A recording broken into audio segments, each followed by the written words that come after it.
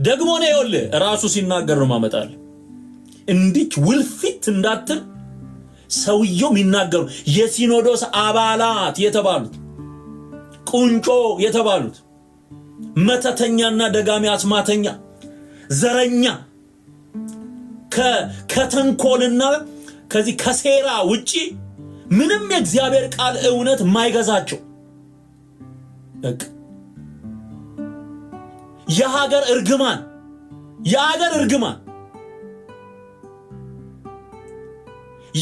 የምድሪቱን በረከት ያስበሉ እድሜያቸውን ሙልጭ አርገው በልተው የወጣቱን እድሜ የበሉ ያሉ አሁን ኦርቶዶክሳውያን ኦፊሻሊ ወጥተው ቁጣቸውን እየገለጡ ነው። አሳያለሁ መረጃ አሳያለሁ።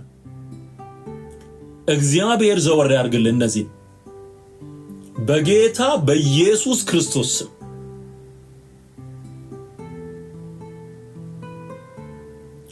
እዛ ውስጥ አሁን ይሄን እየሰማ ምትቆርብ እንዴ? በነገራችን ላይ በመሰረቱ ቁርባን የኃጢአት ስርየት አይደለም። ይሄ አሁን ካመነ በኋላ ማነው መልአኩ የሚባለው ቄስ ባይዘው ከአቡነ በርናባስ ጋር አንድ ቦታ ነው የሚያገለግሉት። አቡነ በርናባስ ሌላ እሱ ሌላ። አሁን እሱ ካመነ በኋላ ክዶ ነው ወደዚህ አይነት ትምህርት የመጣው። የኃጢአት ስርየት በክርስቶስ ኢየሱስ በማመን እንደሆነ መጽሐፍ ቅዱስ ይናገራል። ቁርባን በመቀበል የኃጢአት ስርየት የለም። በቀራንዮ አደባባይ አንድ ጊዜ የገዛ ደሙን በማፍሰስ በገዛ ደሙ ቤተክርስቲያንን በመመስረት የዋጀን ያጸደቀን እርሱ ሐዋርያት ሥራ ላይ የሚናገረው ይሄንን እውነት ነው። ኤፌሶን ላይ የሚናገረው ይሄንን እውነት ነው። ሮሜ ላይ የሚናገረው ይሄንን እውነት ነው። ዕብራውያን ላይ የሚናገረው ይሄንን እውነት ነው። በቀራንዮ ላይ አንድ ጊዜ ስለ ሁላችን ተሰውቶ ያዳነን እርሱ ነው። የጌታን ራት ስንቀበል ኢየሱስ ስለ ኃጢአት የሞቶ ተነስቷል በሚል እምነት ሞቱን ትንሣኤውን እየመሰከርን ከሱ ጋር ያለንን ህብረትና ከሌሎች ካመኑ ቅዱሳን ጋር ያለንን ህብረት እየገለጥን ነው የምናደርገው። መታሰቢያ ነው የምናደርገው። ይህን ለመታሰቢያ አድርጉት ብሎ ጨርሶታል። ለመታሰቢያዋ አደረጉት ማለት ነው። ከነገና ስሬት የዘላለም ሕይወት ታገኛለህ። በታምር ዳቦ ስትቆረጥም ብትውል የዘላለም ሕይወት የለም። መጀመሪያ ማመን ያለብህ ይሄንን እርግማናም ትምህርት ለገዛ ልጆቻቸው እያስጠኑ ወንጌል የሚያገለግሉ አገልጋዮችን ስንቱን ከፓጋኒዝም አምላክ የለሽ ከሆነ ህይወት ኤቲስት በየዩኒቨርሲቲው ውስጥ ከተሰገሰገ የጥልቁ አሰራር ውስጥ እያወጡ ያሉ ሰዎችን ሊሞግት ልጁን ይልካል። አሁንም ድረስ አላቆምም።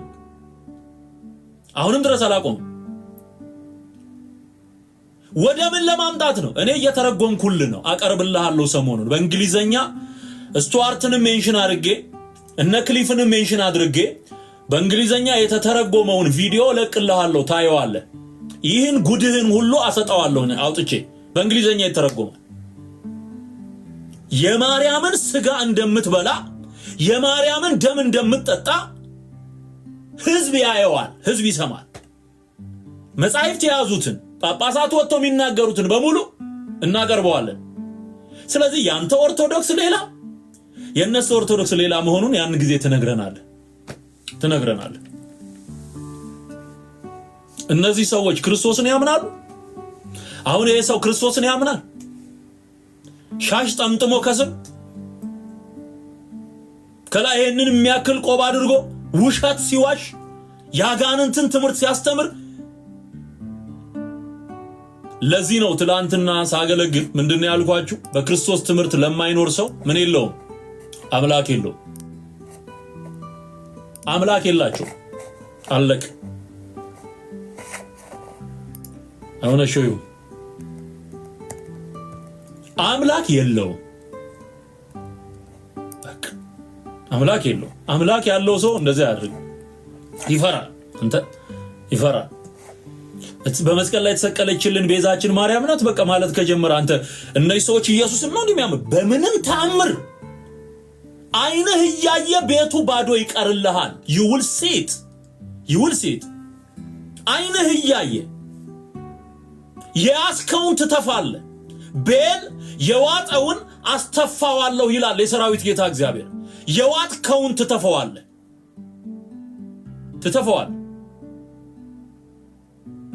በግ የዋጠ ዘንዶ ሆዱ ላይ መኪና ሲሄድበት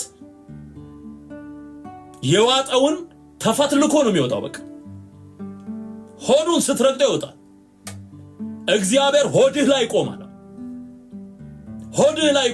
የዋጥከውን ሁሉ ትተፋል። ይሄ ዳይሬክት ሜሴጅ ነው ማስተላለፍ።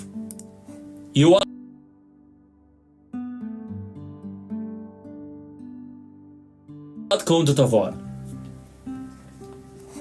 በህዝብ ነፍስ የሚጫወቱ እግዚአብሔርን የማይፈሩ አምላክ የለሽ ሰዎች እንደሆኑ በዚህ ነው።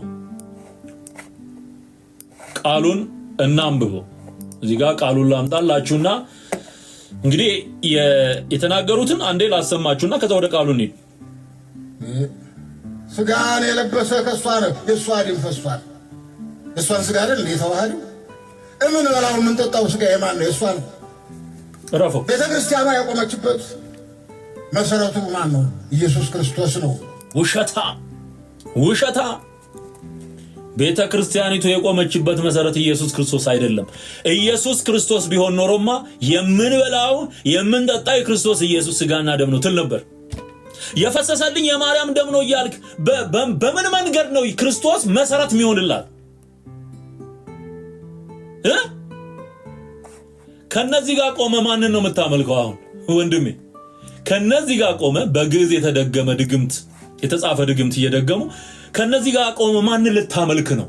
ማርያምን ነው የሚያመልኩት ምንል በምክንያት ነው። this is the evidence accurate የሆነ ኤቪደንስ ነው ማቀርብልህ። እግዚአብሔር ከመንገድ ላይ ያንሳቸው።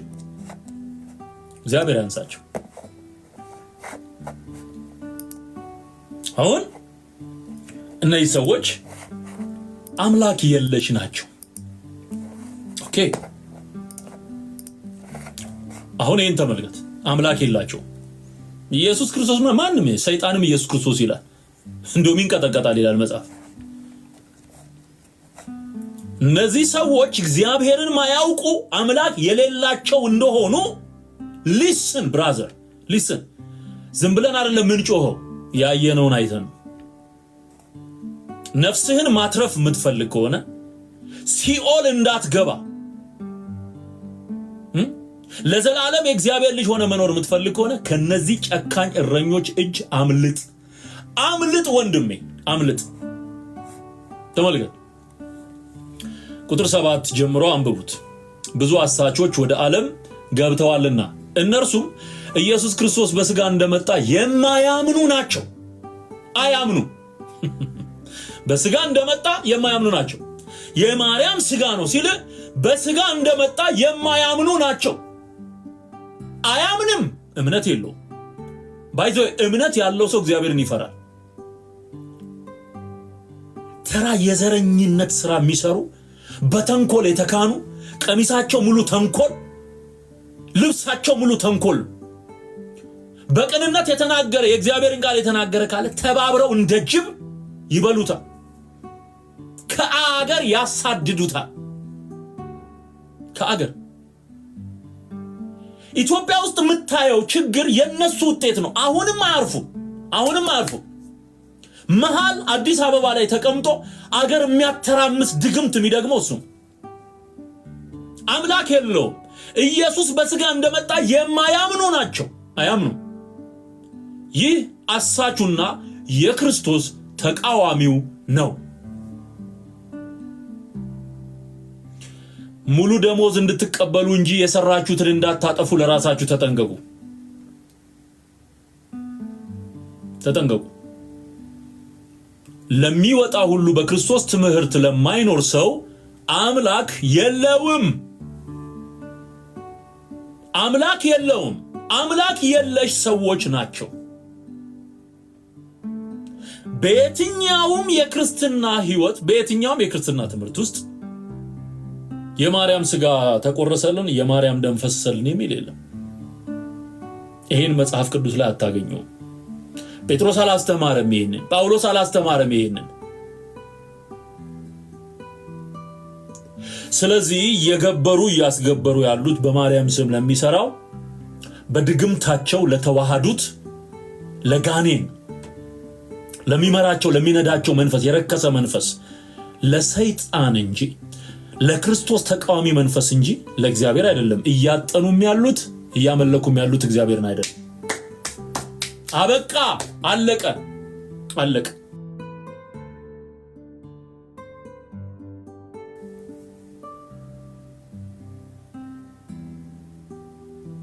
ከዚህ በኋላ ያንተ ነው። እያሰማንህ ነው፣ እያሳየንህ ነው።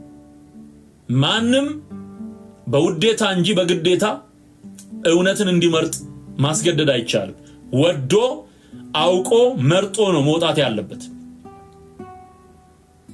እግዚአብሔር ከምድሪቱ ላይ ያንሳልን።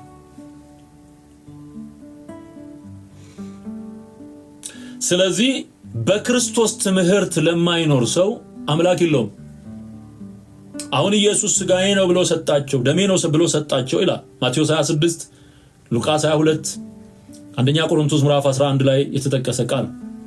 ያን ስርዓት ሲሰራ ለመታሰቢያ ያድርጉት፣ ሥጋዬ ነው ይህ ደሜ ነው ብሎ ሰጣቸው። ይህ የማርያም ሥጋ ነው ብሎ ሰጣቸው። What's wrong with you?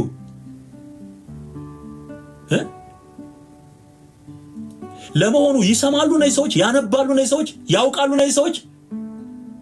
አሁን በሱ ቤት መራቀቁ እኮ ነው። እነዚህን ነው ሰብስቦ ሊቀ ሊቃውንት የሚለን ማለት ነው። ክርስትና በሊቅነት አይደለም፣ በሞኝነት ነው። በሞኝነት ነው። ስለ ኃጢአቴ የሞተው ኢየሱስ ክርስቶስ ነው ብለህ በማመን በእምነት ሞኝነት በቃ ትቀበለዋለህ፣ ትኖረዋለህ። ካልኩሌሽን ሰርተህለት የምታረጋግጠው ፕሩፍ የምታደርገው ፊዚክስ እና ኬሚስትሪም አይደለም፣ እምነት ነው። እምነቱ ደግሞ እንደተጻፈ ነው። የተጻፈው የክርስቶስ ትምህርት ይባላል። ያን የክርስቶስን ትምህርት ማይሰማ ማይቀበል ሌላ ቀይሮ የሚያስተምር ከሆነ አምላክ የለውም። አያምኑም። ከወታደር ዩኒፎርም የወታደር ዩኒፎርም ወታደሮች የሚለብሱ ፖሊስ የሚለብሱ አለ፣ ዶክተሮች የሚለብሱት አለ፣ መከላከያ ሰራዊት የሚለብሰው አለ፣ ገራይ ስትገባ ቱታ የሚለብሰው የገራይ ሰራተኛ የሚለብሰው ቱታ አለ፣ ዩኒፎርም አለ። ተማሪ ትምህርት ቤት ሲሄድ የሚለብሰው ዩኒፎርም አለ።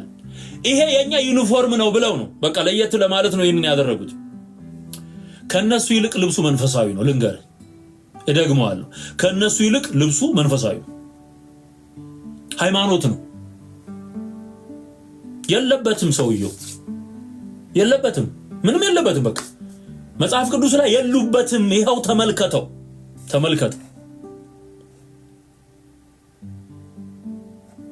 ስለዚህ አምላክ ይሉ በክርስቶስ ትምህርት ለሚኖር አብና ወልድ አሉት ካለ በኋላ ማንም ወደ እናንተ ቢመጣ ይህንንም ትምህርት ባያመጣ በቤታችሁ አትቀበሉት፣ ሰላምም አትበሉት። ሰላም የሚለው ሰው በክፉ ስራው ይካፈላልና እንኳን አይደለም ከዚህ ሄደ መስቀል ልትሳለም ሰላም አትለውም፣ በሩቁ ሃይ አትለውም። ላሽ በል ነው የምትለው። ላሽ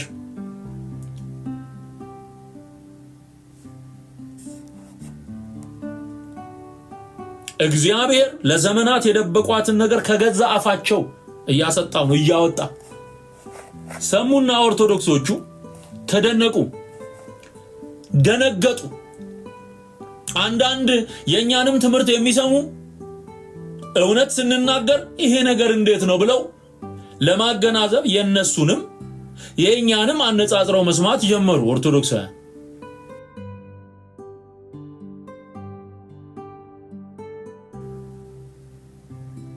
ከዛ ይሄን ትምህርት ሰምተው ሪፍሌክት ሲያደርጉ ድንጋጤያቸውንና መሰበራቸውን ታያለ። ኦርቶዶክሳውያን ከጳጳሳቱ ይልቅ አሁን ማገናዘብ የሚችሉ ወጣቶች እየተነሱ ነው ያለው።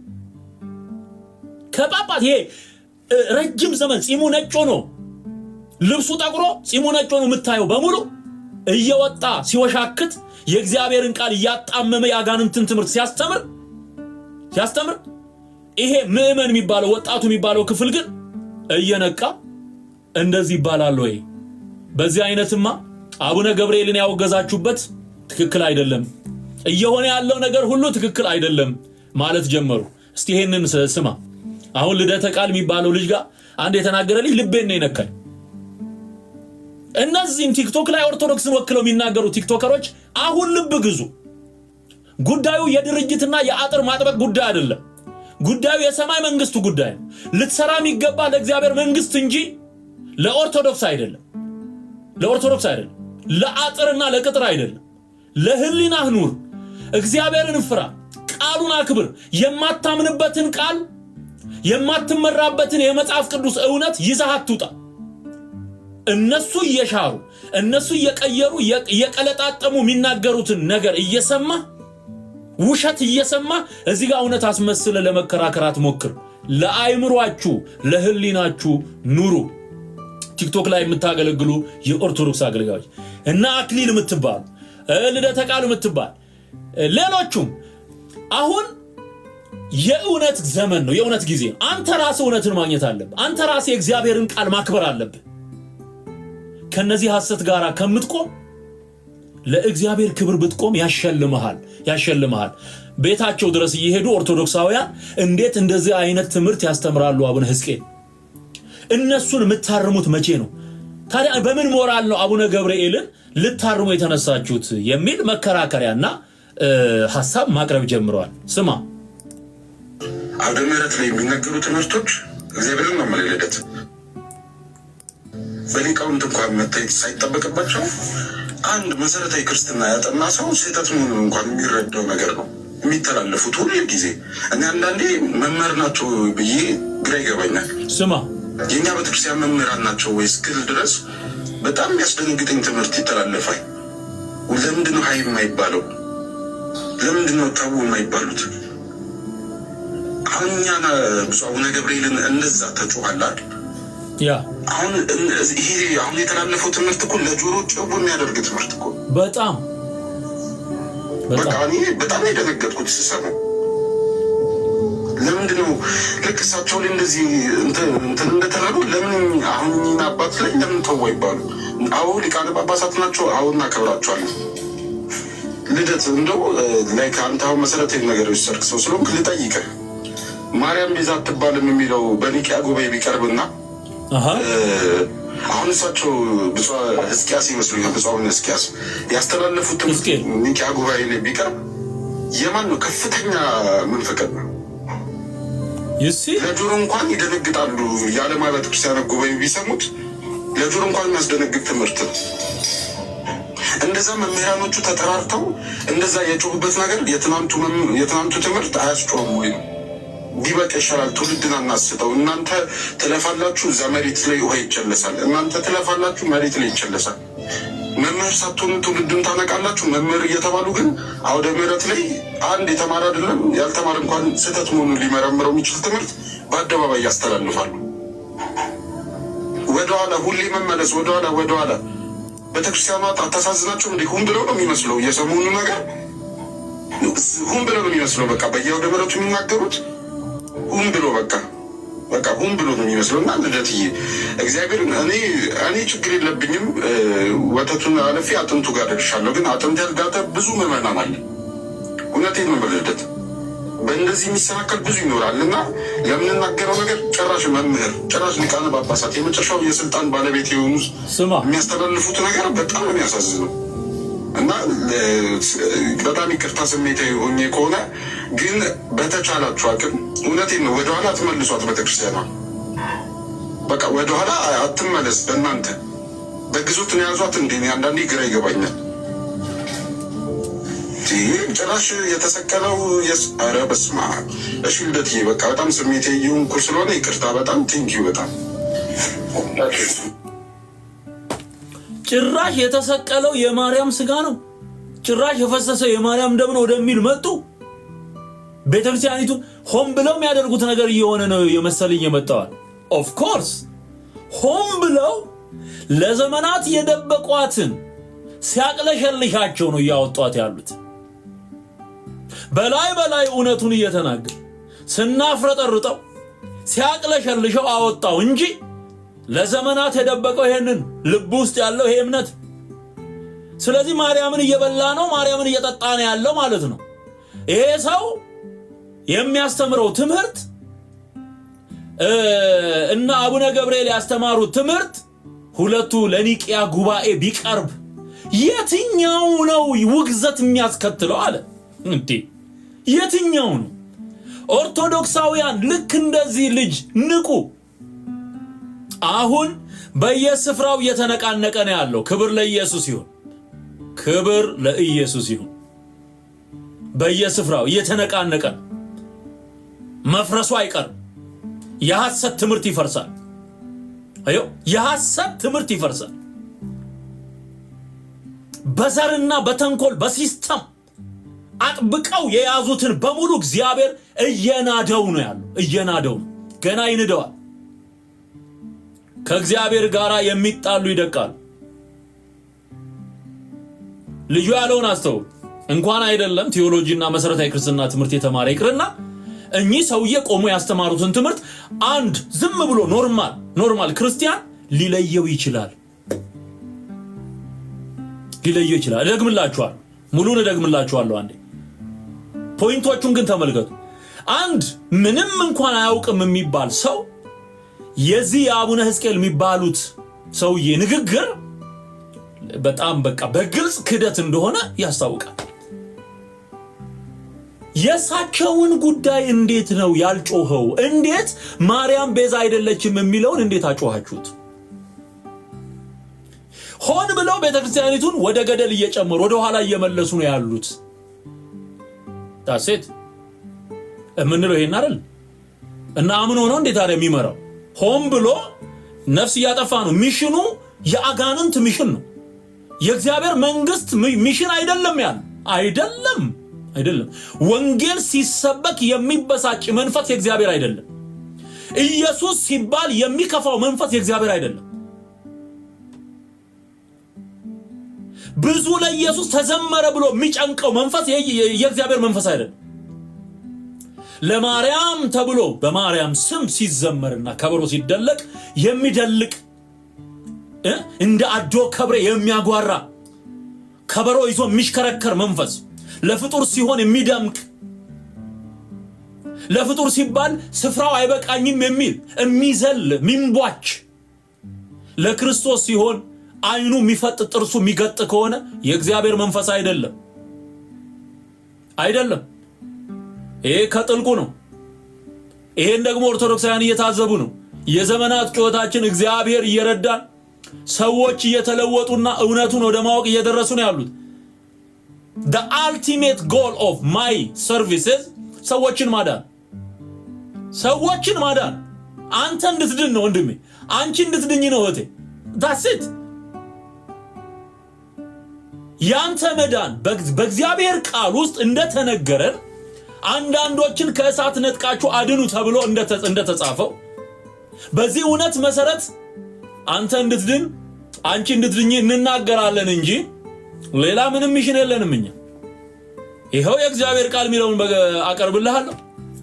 የእነሱን የክህደትና ያጋንን ትምህርት በቪዲዮና በኦዲዮ አቀርብልሃለሁ። መጽሐፍ ቅዱሱ ሚለውን በተነጻጻሪነት አቀርብልሃለሁ። ምረጥ፣ የእግዚአብሔርን መንግስት ምረጥ፣ እውነትን ምረጥ፣ ለእውነት ዋጋ ክፈል። የማይጠቅምና የማይረባ አካሄድ ሙልጭ አድርገህ ክደህ መውጣት ነው ያለብህ። አለቀ። በተለይ ምእመናን ይሆናችሁ መታገል የሚፈልጉ አገልግለው ለውጥ እናመጣለን ብለው የሚያስቡ ሰዎች እዛ ሆኖ መታገል መብታቸው። ከነሱ ርኩሰት ጋር ግን እንዳትስማማ። ይሄ የመጨረሻው ጉዳይ ነው። ከዚህ በፊት ካቀረብኳቸው መረጃዎችና ማስረጃዎች ሁሉ የሚበልጠው ይሄ ቀን ነው።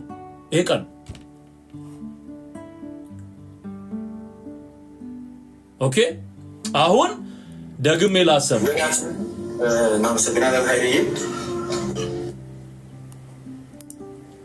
አውደ ምሕረት ላይ የሚነገሩ ትምህርቶች እግዚአብሔርን ነው መለለደት በሊቃውንት እንኳን መታየት ሳይጠበቅባቸው አንድ መሰረታዊ ክርስትና ያጠና ሰው ስህተት መሆኑን እንኳን የሚረዳው ነገር ነው የሚተላለፉት ሁሉ ጊዜ። እኔ አንዳንዴ መምህር ናቸው ብዬ ግራ ይገባኛል። የእኛ ቤተክርስቲያን መምህራን ናቸው ወይስ ክል ድረስ በጣም የሚያስደነግጠኝ ትምህርት ይተላለፋል። ለምንድነው ሀይ የማይባለው? ለምንድነው ታቡ የማይባሉት? አሁን እኛና ብፁዕ አቡነ ገብርኤልን እንደዛ ተጮኋላል። አሁን ይሄ አሁን የተላለፈው ትምህርት እኮ ለጆሮ ጭው የሚያደርግ ትምህርት እኮ በቃ እኔ በጣም የደነገጥኩት ስሰማው። ለምንድን ነው ልክ እሳቸው ላይ እንደዚህ እንትን እንደተረዱ ለምን አሁን እኚህን አባት ላይ ለምን ተው አይባሉ? አዎ ሊቃነ ጳጳሳት ናቸው። አዎ እናከብራቸዋለን። ልደት እንደው ላይ ከአንተ አሁን መሰረታዊ ነገር የወሰድክ ሰው ስለሆንክ ልጠይቅህ፣ ማርያም ቤዛ አትባልም የሚለው በኒቅያ ጉባኤ ቢቀርብና አሁን እሳቸው ብፁዕ ሕዝቅያስ ይመስሉኛል፣ ብፁዕ አቡነ ሕዝቅያስ ያስተላለፉት ትምህርት ኒቅያ ጉባኤ ላይ ቢቀርብ የማን ነው ከፍተኛ መንፈቀድ ነው? ለጆሮ እንኳን ይደነግጣሉ። የዓለም አብያተ ክርስቲያናት ጉባኤ ቢሰሙት ለጆሮ እንኳን የሚያስደነግጥ ትምህርት ነው። እንደዛ መምህራኖቹ ተጠራርተው እንደዛ የጮሁበት ነገር የትናንቱ ትምህርት አያስጮህም ወይ? ቢበቃ ይሻላል። ትውልድን አናስተው። እናንተ ትለፋላችሁ፣ እዛ መሬት ላይ ውሃ ይቸለሳል። እናንተ ትለፋላችሁ፣ መሬት ላይ ይቸለሳል። መምህር ሳትሆኑ ትውልድን ታነቃላችሁ። መምህር እየተባሉ ግን አውደ ምሕረት ላይ አንድ የተማረ አይደለም ያልተማረ እንኳን ስህተት መሆኑን ሊመረምረው የሚችል ትምህርት በአደባባይ ያስተላልፋሉ። ወደኋላ ሁሌ መመለስ፣ ወደኋላ ቤተክርስቲያኗ አታሳዝናቸው እንዴ? ሁን ብለው ነው የሚመስለው። የሰሞኑ ነገር ሁን ብለው ነው የሚመስለው። በቃ በየአውደ ምሕረቱ የሚናገሩት ሁን ብሎ በቃ ሁን ብሎ ነው የሚመስለው። እና ልደትዬ እግዚአብሔርን እኔ ችግር የለብኝም። ወተቱን አለፌ አጥንቱ ጋር ደርሻለሁ። ግን አጥንት ያልጋጠ ብዙ ምዕመናን አለ። እውነቴን ነው ልደት።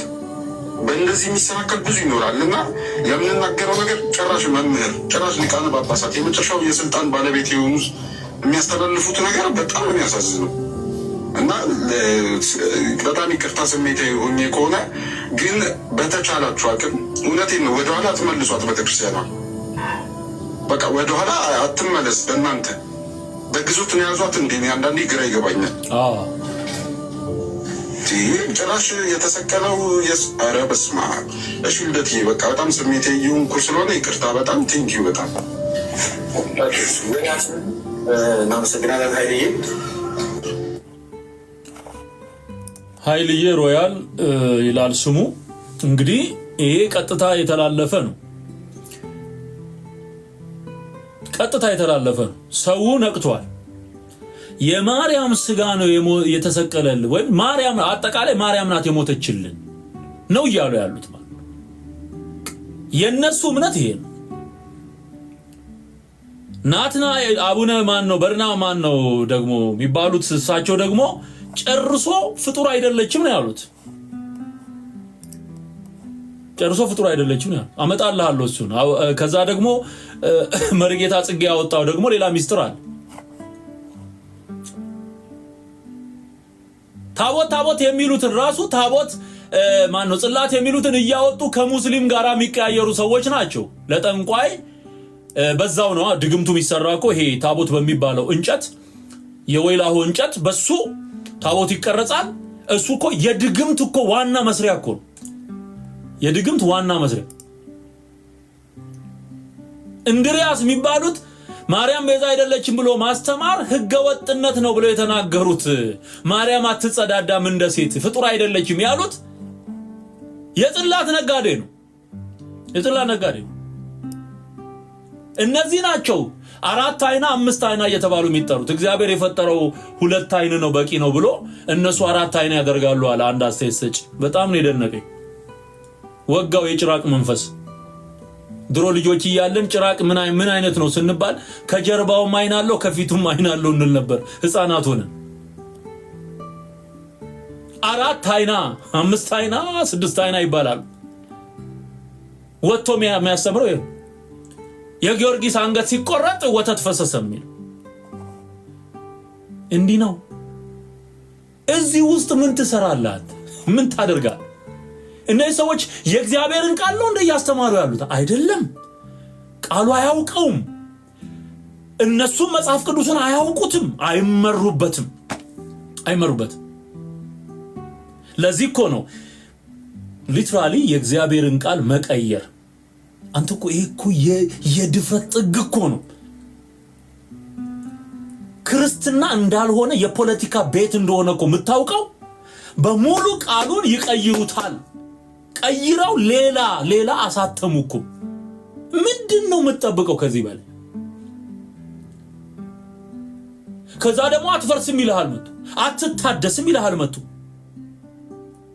ወደ ሳይሆን በግድ ወደ ሳይሆን ይሄው እግዚአብሔር ዘመን እያመጣ ነው።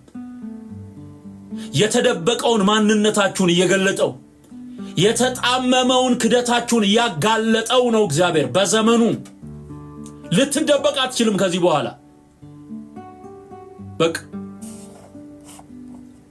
የአጋንንት ትምህርት ማለት አቡነ ሕዝቅኤል የሚያስተምሩት፣ አቡነ እንድርያስ የሚያስተምሩት፣ ሊቃውንት የተባሉት የሚያስተምሩት እሱ ነው የአጋንንት ትምህርት። ኦኬ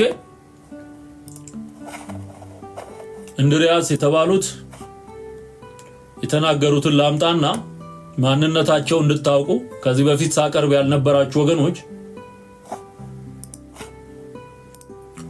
እሱን ላሳያችሁ። ከሰነበተው አጀንዳ አንዱን ወይም ሁለቱን እጠቅሳለሁ።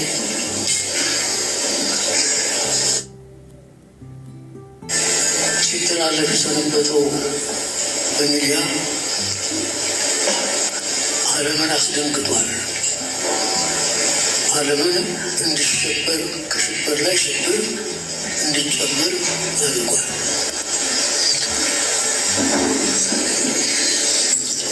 ማርያም ቤዛዊት አትባልም የሚለው አነጋገር ዓለም እየተነጋገረበት ነው። ለምን?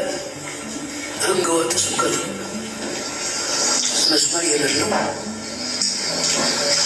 በቤተክርስቲያን በመላ ኢትዮጵያ ተነግሮ የማይታወቅ ጊዜን ተመልክተው በጊዜ ለመጠቀም የአጋጣሚ ስብከት እንጂ ጉሳት ለሚባል ተሰውሮ ሲሆን ጊዜ ያገኘን መስሏቸው ጥፋታቸውን ለመግለጥ አድባራት፣ ገዳማት፣ ህዝብ፣ ሊቃውንት በከፍተኛ ደረጃ ነው የሚነጋገርበት። ስለዚህም በተመለከተ ዝግጅ አስታውሳለሁ። ህገወጥ ነው የሚሉት የአቡነ ገብርኤልን ትምህርት ነው። ማርያም ቤዛ አይደለች የሚለውን ይተቻሉ። ከዛ ደግሞ እሳቸው ምን ይላሉ? ማርያም የወይን እሸትና የስንዴ ነው የምትበላው አሉ። ከዛ ደግሞ በመለኮት ኃይል ይቀልጣል እንጂ ፍጡር ስላልሆነች አትጸዳዳም፣ በመለኮት ኃይል ውስጧ ይቀልጣል፣ በላብ መልክ ይወጣል አሉ። ያልተጻፈ ይሄን ክደት ዝም ብሎ ያኛውን ለማውገዝ የሚነሳ ምን አይነት ሞራል ነው? ምን አይነት ሞራል ነው?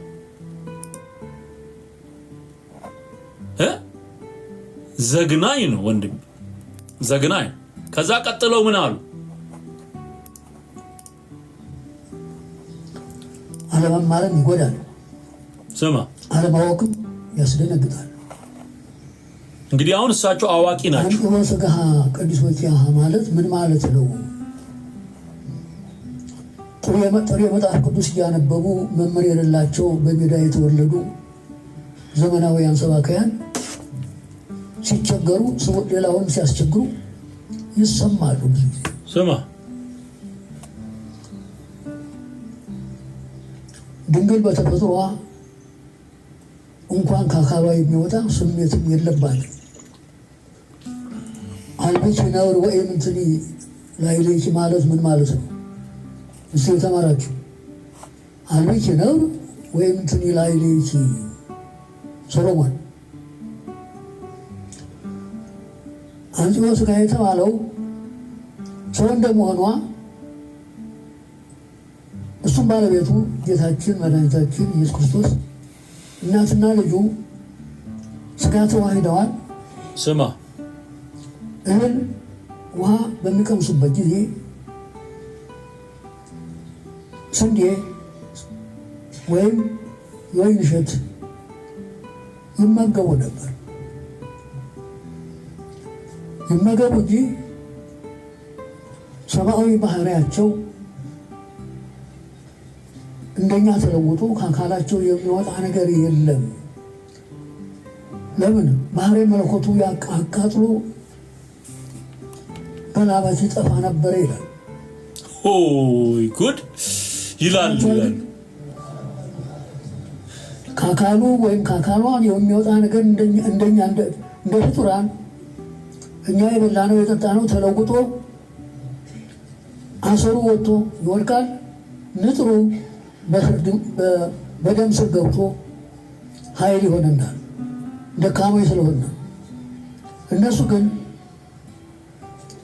ግዙፍ ስጋ የሚዋሃዱ ሰው መሆናቸውንም ለማረጋገጥ ቢበሉ ቢጠጡ መንፈስ ቅዱስ አቀባም ከርሰ እማ ይላል። ከእናቷ እማ የተባለችም ደግሞ ሔዋን ናት። ሐና አይደለችም። ከሔዋን ከእናቷ ወይም ከአባቷ ከአዳም ባህሪ ጀምሮ አሁን እንግዲህ እነዚህ ናቸው ሊቃውንት የሚባሉት።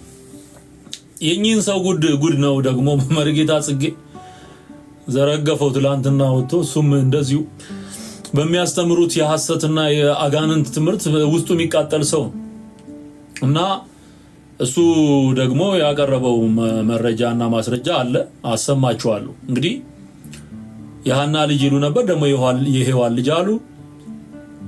ባህሪ መለኮቷ ምግቡን እያቃጠለው በላብ መልክ ነው የሚወጣው አሉ እና እንደኛ ፍጡራን አይደሉም አሉ። ኢየሱስንም ማርያምንም ደብለው ነው የሚናገሩት፣ ደምረው አንድ ላይ እነርሱ እያሉ መለኮትን ተዋህደው እያሉ። ስለዚህ እነዚህ ሰዎች ሌላ ሃይማኖት ነው ያላቸው። ሌላ በቃ በጆሮ እየሰማኸው ነው። አሁን እኔን እንኳን ባታምን ጆሮህን እመነው። እሳቸው የተናገሩትን ስማው፣ ደግመህ ስማው። እኚህ ናቸው ክርስቶስ ማነው ማርያም ቤዛ አይደለችም ሲባል እሪ እምቦ አገር እያዘልን ያሉት። ጉዳዩ እሱ አይደለም። ለነገሩ ተነቅቶበታል። የጊዜ ጉዳይ ስለሆነ ምናምን ብሎ ሊያቦካ የሚፈልገው ፖለቲካ ነው። ሰው አንድ እግሩ መቃብር ውስጥ ገብቶ እንኳን እውነት አይናገርም። አንድ እግሩ መቃብር ውስጥ እኮ በቃ ለመሞት ሳምንት እየቀረው ሰው የእግዚአብሔርን እውነት አይናገርም። ታዲያ እነዚህ ሰዎች ማንን ነው የሚያወግዙት? በምን ሞራል? ማን ሆኖ? እሱ ማን ሆኖ? እሱ ማን ሆኖ? የትኛው ዕውቀቱ? አየነው እኮ ከእግር እስከ ራሱ አየን። የትኛው ዕውቀቱ? መጋቢ ወይንሸት ወይ ስንዴና ወይንሸት አሉ።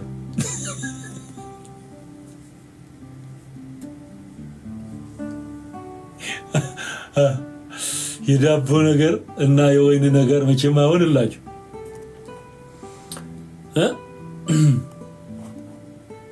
አሁን መንፈሱ ተመቷል። ኢትዮጵያ ውስጥ ይሄ የረከሰ መንፈስ የከሃዲ መንፈስ ተመቷል፣ ተወግቷል።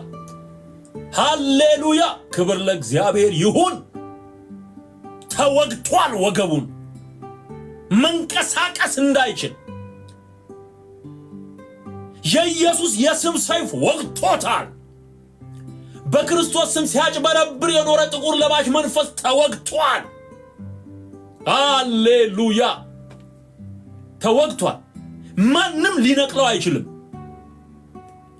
እስኪ ወልቅ ድረስ ይንፈራገጣል እንጂ ተወግቷል። ተወግቷል። አሜን አሜን። ክብር ለመንፈስ ቅዱስ ይሁን። የእግዚአብሔር ቃል ጦር ሆኖ ወግቶታል። መዶሻ ሆኖ አፍርሶታል። እሳት ሆኖ አንድዶታል። ገና እየወጣ ይለፈልፋል። እግዚአብሔር ጉንጩን እየመታ ያናግረዋል። ማምለጥ የለም፣ ማምለጥ የለም። ለዘመናት የተጫወቱበትን ህዝብ ይተፋሉ። ቤል የዋጠውን ይተፋል። ማክራዲያ ሃሌሉያ! አስተፋዋለሁ ይላል እግዚአብሔር። አስተፋዋለሁ። ሃሌሉያ! ስማ፣ በደንብ ስማ። አስተፋዋለሁ ይላል እግዚአብሔር። ትንቢተ ኤርምያስ ምዕራፍ 51 ቁጥር 44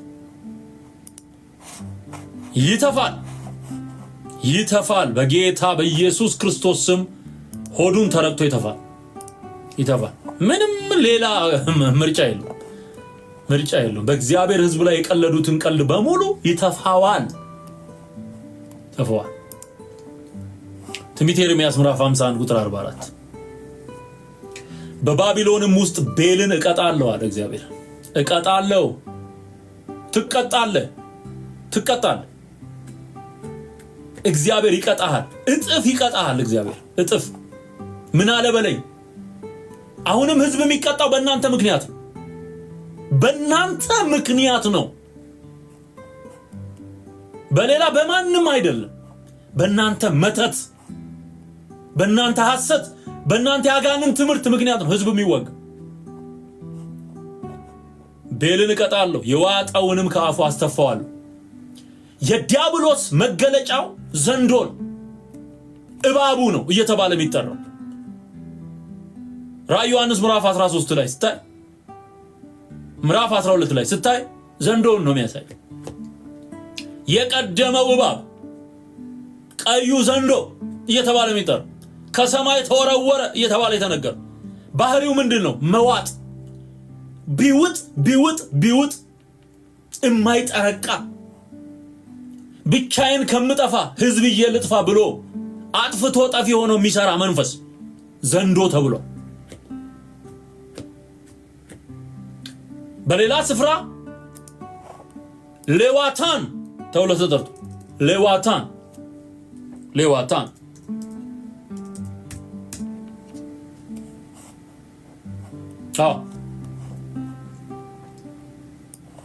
ሌዋታን ተብሎ ተጠርቷል። ኢሳይያስ 27 ቁጥር 1 በዚያም ቀን እግዚአብሔር ፈጣኑን እባብ ሌዋታንን ጠማማውንም እባብ ሌዋታንን በጠንካራ በታላቅም በብርቱ ሰይፍ ይቀጣል፣ በባህርም ውስጥ ያለውን ዘንዶ ይገላል። መዝሙረኛው ዳዊት በመዝሙር 73ም ላይ ይናገራል። የዘንዶን ራስ በውሃ ውስጥ ሰባበርክ ይለዋል። ሰባበርክ። ኢሳይያስንም አንብቡት ምዕራፍ 27 ቁጥር 1 ፈጣኑን እባብ ሌዋታንን ጠማማውን እባብ ሌዋታን ጠማማ ነው፣ ፈጣን ነው፣ ግን ይቀጣል። የዋጠውንስ ይተፋል። የክርስቶስን በጎች የዋጠ ዘንዶ ይተፋል። ጥርጥር የለውም። ይሄ የሰማይ የእግዚአብሔር መለኮታዊ ቃል ነው። መለኮታዊ የእግዚአብሔር ቃል አሁን ያነበብኩላችሁ ይሄ ኢሳይያስ 21 27 ቁጥር 1 ጠማማ ጥምም ያለ እባብ። አሁን ጥመት ነው የምታየው። የተጣመመ ስፒሪት፣ ደግ የማይወጣው ስፒሪት፣ ከአንደበታቸው በረከት አይወጣ፣ መርገም፣ ድግምት፣ አስማት፣ ሟርት፣ የማይታወቁ ህቡ ስሞች እየጠሩ አገር ምድሩን ሲረግሙ ነው የሚውሉት። ለማርያም ስዕል ያልሰገደ ከቆመበት ይህ ቦታ ይጥፋ ይላል። ስም አጠራሩ አይታወቅ ይላል። ሚስቱ መበለት ትሁን እያለ ይራገማል።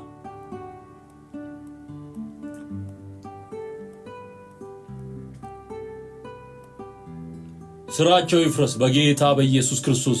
ይሄንን ምን ይላል? እቀጣለሁ። ጠማማ እባብ በእነዚህ ውስጥ ሆኖ የሚሰራው ሰውየውን ብቻ መመልከት ያለብህ ወንድሜ፣ ሰውየውን ብቻ አይደለም።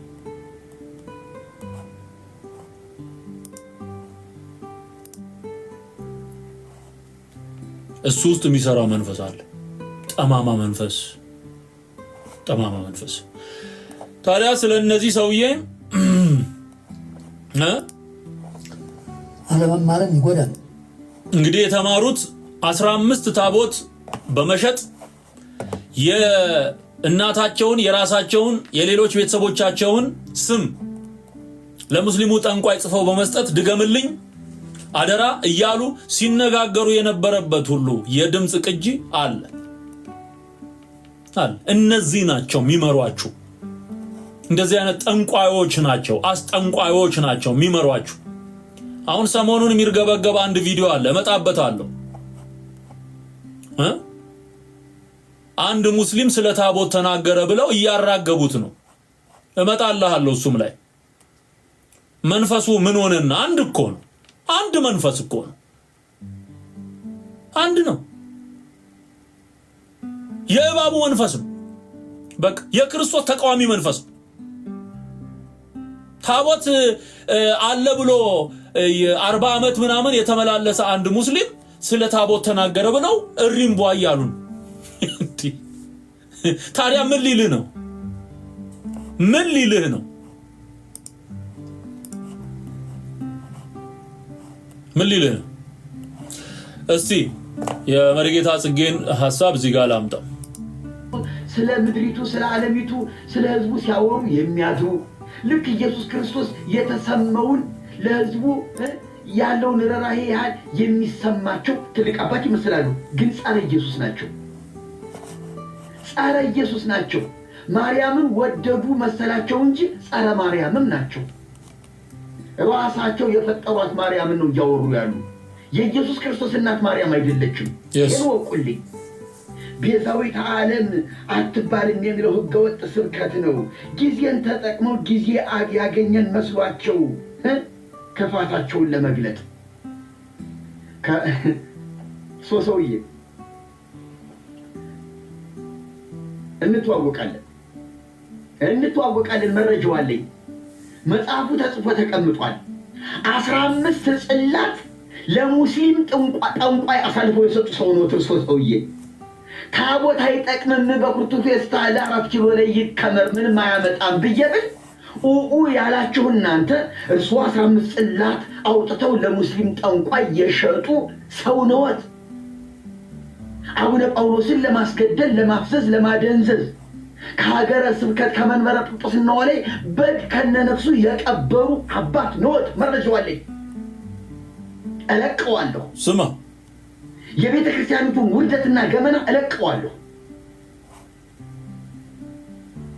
ካስፈለገ ለብፁዕ አቡነ ገብርኤል እልቀዋለሁ። እንዲህ አይነት የተዋረዱ ሰዎች ናቸው መናፍቅ የሚሉት። እኔ አትነካኩ፣ ወንጌል ሲሰበክ አትነካኩ፣ አርፋችሁ ቁጭ በሉ። እግዚአብሔር ያዋርዳችኋል። 15 ጽላት እርሱ ለምንድን ነው የሚሸጡ? ስለ ሙስሊም እንዲጫወትበታል። የክርስቲያን አምላክ እያለ እንዲረግጠው፣ ቡና እንዲወቅጥበት፣ እንዲፈጠው፣ ማገዶ እንዲያደርገው አይደለ? እና ሙስሊም ሊሰግድለት ነው። ለሙስሊም ጠንቋይ የሸጡት እርሱ የናቁትን ታቦት እኔ ብንቀው አይጠቅም የሚቃጠል ብዬ ብል ምንድን ነው ጥፋቴ? ወይኔ ፍርድ ቤት እንደው ቸኩሎ አስወጣኝ እንጂ ትንሽ ቀን ብቆይ ኑሮማ ታቦቱን አዋርደዋል ስንባል ይኸው እነ ብፁዕ አቡነ እንድርያስ ለጠንቋይ 15 ጽላት ሽጠዋል። አይደለም ሰጥተዋል። የእናታቸውን ስም የእሳቸውን ስም በወረቀት ጽፈው ስሜ ይሄ ነው፣ የእናቴ ስም ገሊት ነው፣ በዚህ አድገው ይድገሙልኝ ብለው 15 ጽላት ለሙስሊም ጠንቋይ ሽጠዋል። ቤተክርስቲያኒቱ ከዚህ የበለጠ መግደል፣ ከዚህ የበለጠ ማዋረድ ምን አለ? እና እኒህ ናቸው እንዴ የቤተ ክርስቲያን ተቆርቋሪ ሆነው ቤዛዊተ ዓለም አትባልም የሚለው ህገወጥ ስብከት ነው። ጊዜን ተጠቅመው ማለት ምን ለማለት ተፈልጎ ነው? አሁን ይሄ ንግግር ከእሱ አንደበት ይጠበቃል? በእውነት እርስዎ ይሄን ማለት ይገባዎታል? የሚጾሙ የሚጸልዩ በእያንዳንዱ ቀን አንዳንዲት ባቄላ እየበሉ የሚያድሩ የሚመስሉ አባት እንግዲህ የከሳ የመነመነ ማን አለ ከተባለ እርስዎ ነው። ከጳጳሳቱ ነው።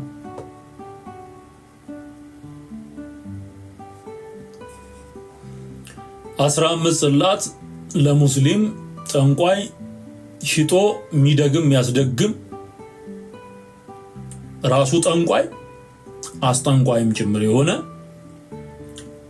አቡነ ጳውሎስ ላይ የተሰራ ድግምት ነበረ።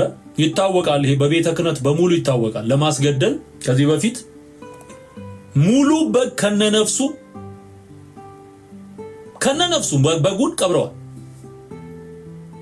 እንደሱ ይደረጋል። እኔ ከዚህ በፊት የሰማኋቸው ታሪኮች አሉ። ለሀብት ተብሎ የሰው ይሄ ለሰላቢ አሰራር ለመጥራት የሰውን ንብረት ለመበዝበዝ በጠንቋይና በደብተራ ታዘው በዚህ ኦርቶዶክስ መቃብር ቤት ተደብቆ የሚደግማላል ደጋሚና አስማተኛ በእነሱ ታዘው ሙሉ በሬ የቀበሩ ሰውያሉ መጨረሻ ላይ ሀብት የሚባል ነገር አጥተው የልጆቻቸውን ንብረት መና ቀርቶ ወደ መቃብር የወረዱ ሰው ያውቃሉ። በሬ ይቀብራሉ፣ ከነነፍሱ በሬ ይቀብራሉ። እኛ አቡነ እንድርያስ የሚባሉት ደግሞ ሙሉ በግ ከነነፍሱ ሳይሞት መሬት ውስጥ ምን አይነት ሰዎች እንደሆኑ እየው። አይደንቲቲያቸው ይሄ ነው። ከቀሚሱ ስር ያለው ማንነታቸው ይሄ ነው። ይሄ ሌላውን ተው፣ ይሄ ስጋ ስራ ምናምን የምትለው እሱን ተው፣ እርኩሰቱ ምናምን ተው፣ እሱ ተቆጥሮ አያልቅ። እኛ አሁን የማንንም ነውር እዚህ ጋር ለማስጣት አይደለም የመጣ። እነዚህ ሰዎች ናቸው ወንጌል እንዳይሰበክ እንቅፋት የሆኑት። ሊወገዝ የሚገባው እሱ ራሱ ሆኖ ሳለ አውጋዥ ሆኖ የቀረበው ራሱ ነው።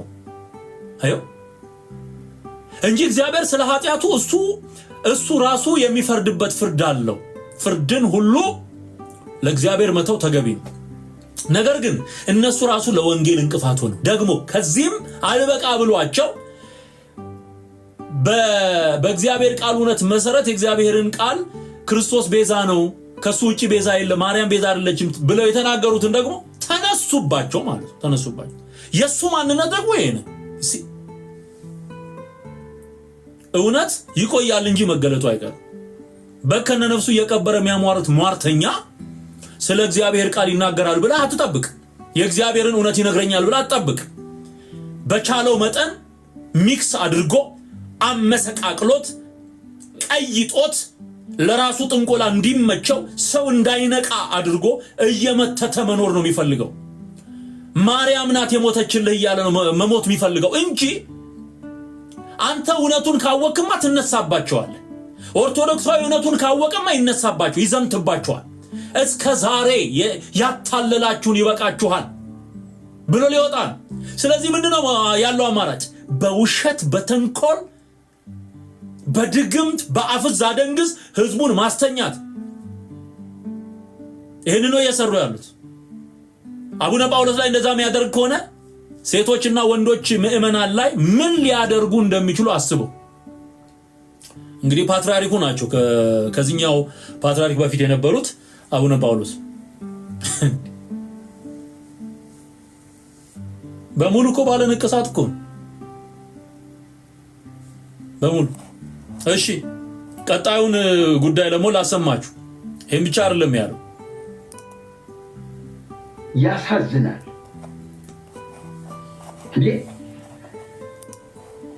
ይህን በአደባባይ የወጣ ገመናዎችን እንደገና እናባብሰዋለን። ይቅርታ ብፁዕ አቡነ ገብርኤል፣ እኔም ጥፋተኛ ነኝ፣ እኛም ጥፋተኛ። የሰበኩት ስብከት ንጹህ ወንጌል ነው ብላችሁ የኢትዮጵያ ኦርቶዶክስ ተዋሕዶ ቤተክርስቲያን ቴሌቪዥንን ለሳቸው ካልሰጣችሁ የማናውቀው ነገር የለም በእናንተ ውስጥ። ጀመርኩት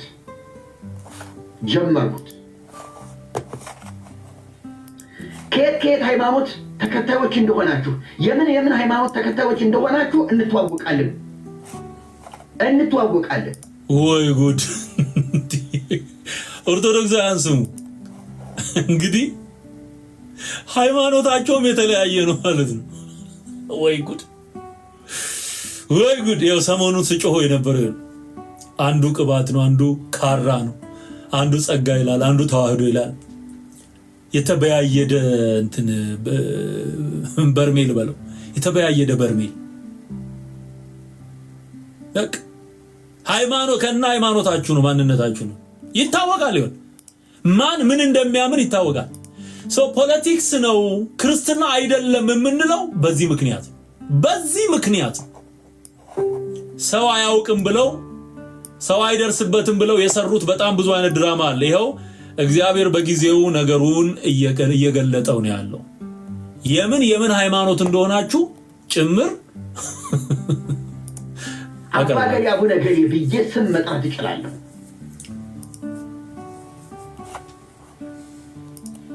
ወደ እምነታችሁ ትሄዱ እንደው ሄዱ፣ አለበለዚያ ወንጌል ሲሰበክ አትበሉ፣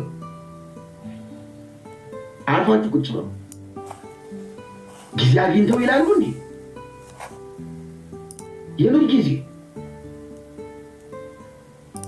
ጊዜ መጣ? ወንጌል ጊዜ ይገድበዋል እንዴ? ወነት መሆናችሁ ዘረኛ መሆናችሁ ስማ፣ በዘረኝነት መንፈስ የተበከላችሁ መሆናችሁ የሚታወቀው ጊዜ ተጠቅመው የሚለውን ቃል መጠቀማችሁ። አሁን የእውነት ከጊዜ ጋር ይያያዛል። ቤዛነት ከጊዜ ጋር ይያያዛል። ኢየሱስን ስለሰበኩ ለተወሰነ ጊዜ ከቤትዎት እዚህ እንዳይወጡ ከእግዚአብሔር ይልቅ እናንተን ይሰሙ ዘንድ አይሆንላቸው። ይህንን ቁረጡ። ይህ የጴጥሮስና የዮሐንስ ቃል ነው። ቁረጡ፣ እርማችሁን አውጡ። ኢየሱስን በእናንተ ትእዛዝ መገደብ አይቻልም። ይሰበካል። ቲክቶክ ላይ ያላችሁ ወደ እንትን ነው፣ ወደ ዩቲዩብ ነው። ልዘጋው ነው። ይሄንን ምልክት እየሰጠኝ ነው። የምትገነጠል ኢትዮጵያ ካለች ትገንጠል። ከወንጀል የምትበልጥ ኢትዮጵያ የለችም። ከህይወት የምትበልጥ ኢትዮጵያ የለችም።